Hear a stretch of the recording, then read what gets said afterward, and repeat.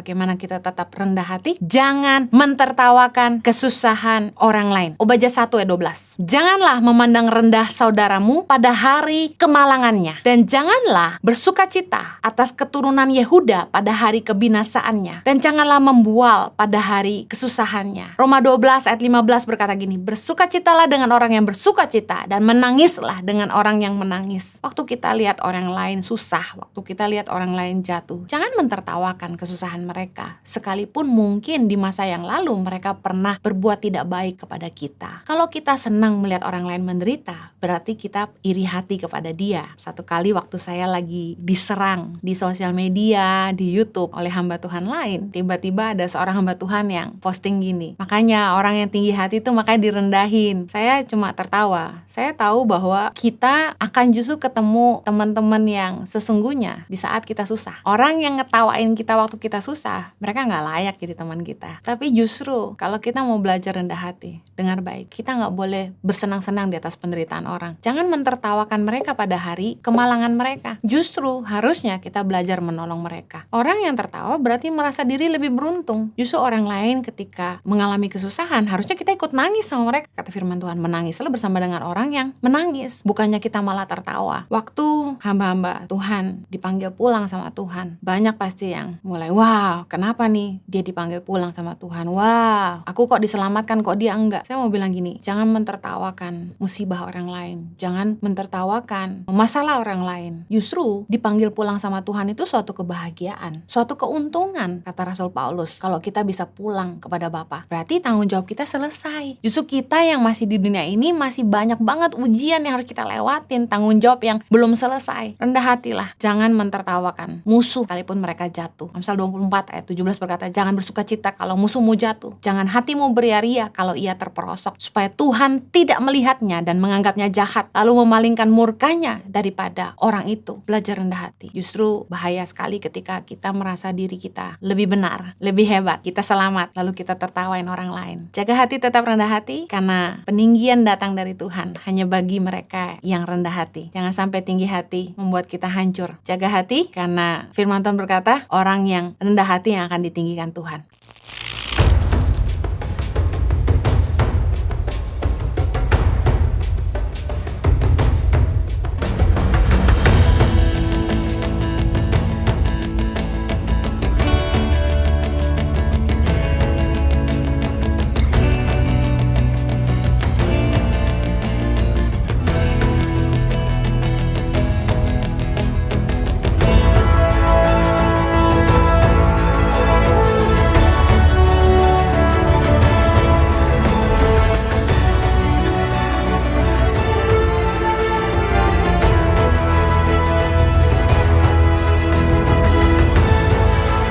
Cerita anak pedalaman dalam meraih mimpi dan mengejar cita-cita bersama Tangan Pengharapan.